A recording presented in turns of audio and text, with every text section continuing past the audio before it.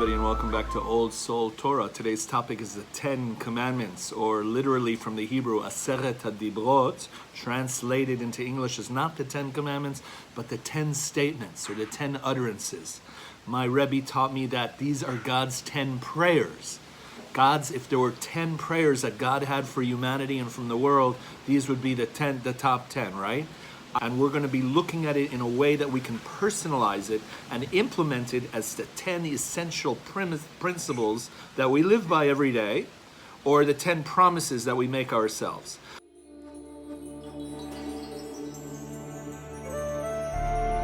First one is the acceptance of a higher power and knowing that that higher power is active in your life. Okay, the original Hebrew, which it is based on, Anochi Hashem Elokecha Asher Hotzeti Etchem Me'eretz Mitzrayim, it means I am the Lord thy God that has released you and redeemed you and uplifted you and taken you out from Mitzrayim, Egypt, which translated literally means the narrow places, the stuck places, the places of confinement. So here we see a God, a higher power in our lives that is active to the extent by which we allow it in.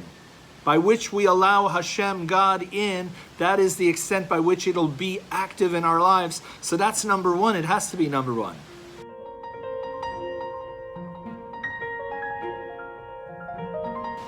Number two is about external distractions.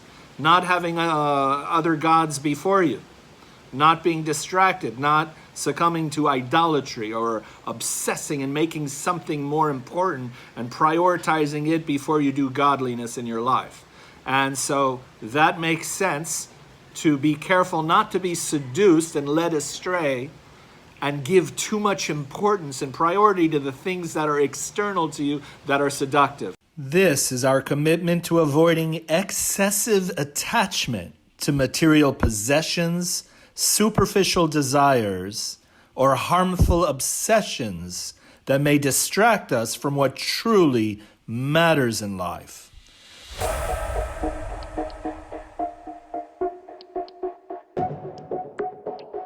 The third one is more internally driven, not to take God's name in vain.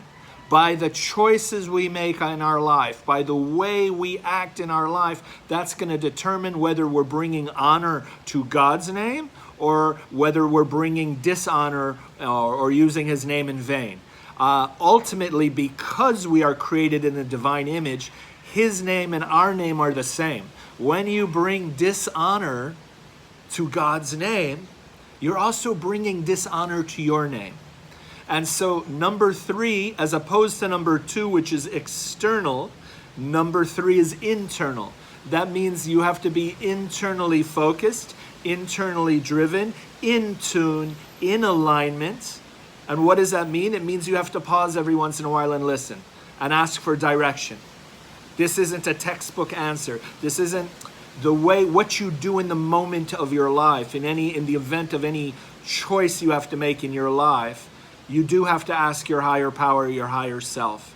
You have to pause and say, what would God have me do in this situation? Again, as a spouse, as a parent, as a friend, as a worker.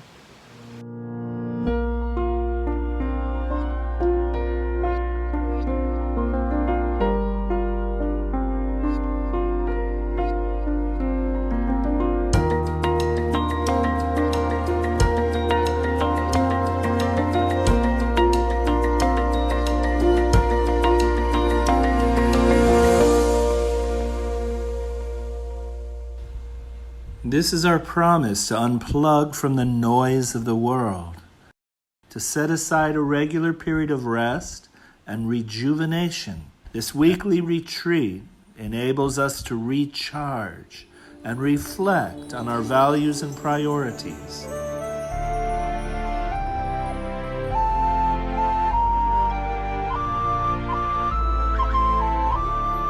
Whether we do this as a solitary time of reflection or as an inclusive act we share with our loved ones and community, this is for the individual to decide.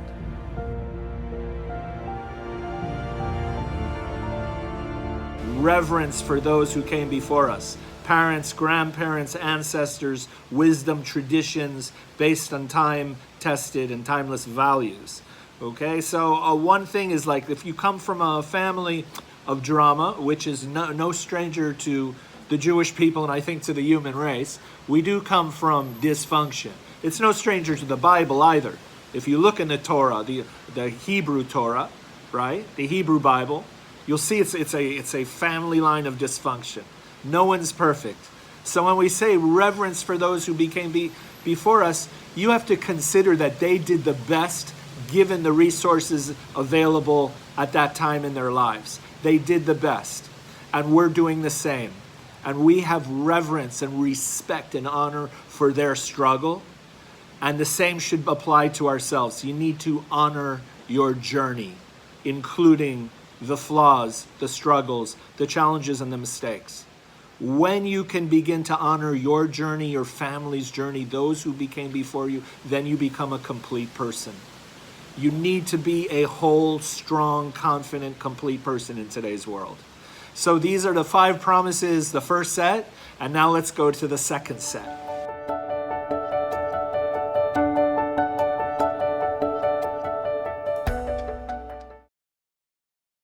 We're going to be looking at the commandment, what is traditionally the commandment of not murdering. We're going to take our liberty to expand it to meaning not causing needless pain, harm, or suffering to another.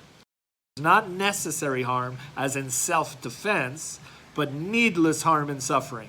And why are we taking this very seriously? Because it's the only place in the Jewish tradition, listen to this, it's the only place in the Jewish tradition where before we go to sleep, we pray that if anyone has harmed us or if we have harmed others, that harm should be lifted, because we don't want to carry it with us into another lifetime. So here's the prayer. Master of the universe, behold, I forgive, I release, I pardon anyone who has, and these are the categories of harm, anyone who has angered me or antagonized me or has sinned against me, whether in relation to my body, that's physical harm, or my money, financial harm, or my honor, or anything that pertains to me. Whether done, and these are all the different conditions, needless harm is done. It can be done compulsively or willingly, whether accidentally or deliberately, whether through words, harm done through actions, whether, and here's the reincarnation part, whether in this present incarnation or in another incarnation.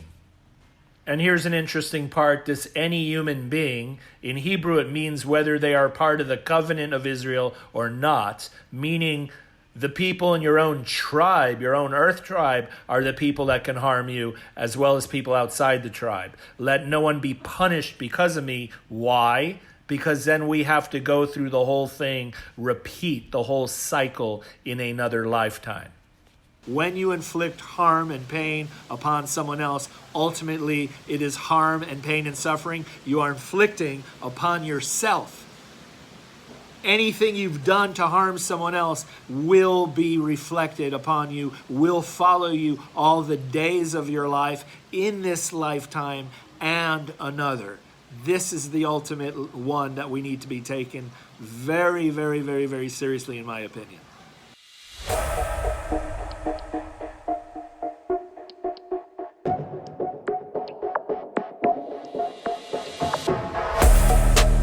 This promise is about upholding the principles of trust, honesty, and loyalty in our personal relationships. Without a strong foundation, the entire building is likely to fall. When we go against these foundational principles in our personal, professional, and married lives, we begin to establish a double life.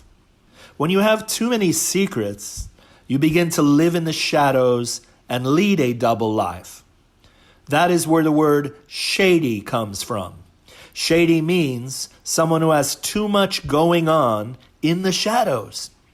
That person loses trust and credibility amongst others. and may not ever recover from the shame when exposed.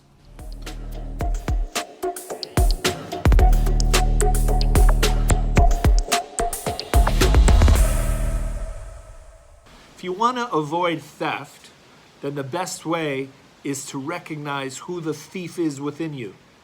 Rebbe Nachman of Breslov, a Hasidic master, he says the following, which is very insightful. He says one of the biggest thieves today within ourselves is depression.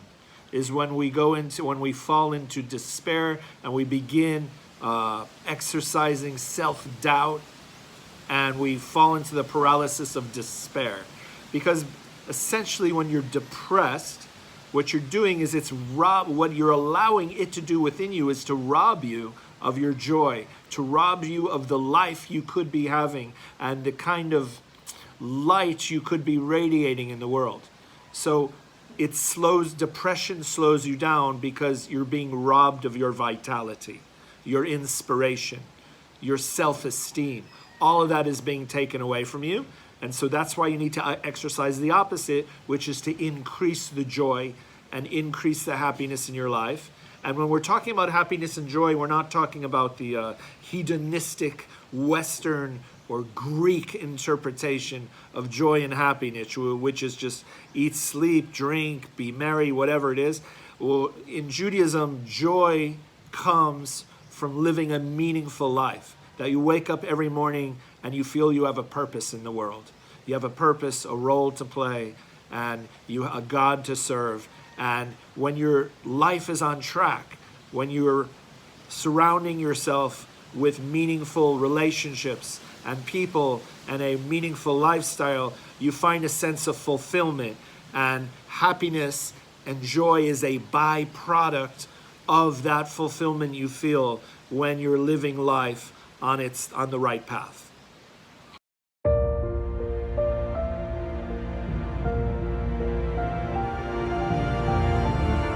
This is about honesty in our interactions and a respect for the truth. In our present generation, now more than ever, there's this blatant disrespect for truth. Just because I feel strongly about something doesn't make it factual.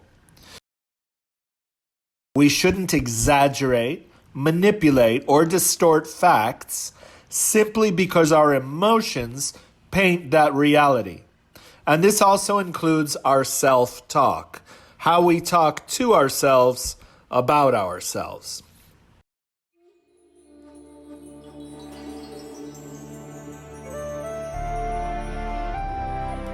Here we are reminded of the essential task of avoiding the excessive desire or envy of what others have. In other words, we need to stop comparing ourselves with our neighbors, meaning those within our social circle. What kind of things should we avoid comparing? Look no further than the original commandment itself.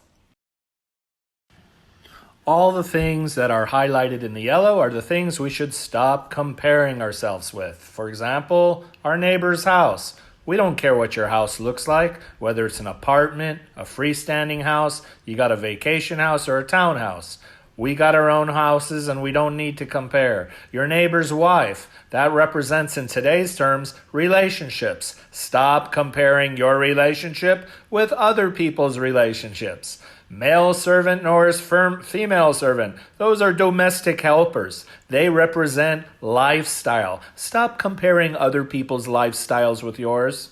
And we got an ox. In those days, oxes plowed your fields. They were machinery, technology. Another thing not to compare, your technology with other people's technology. Then we have donkey, which in the old days was transportation. Stop comparing your automobiles and cars with your neighbors. It's foolish, it's futile, it's nonsense. Don't compare anything that is your neighbor's. Focus on yourself instead.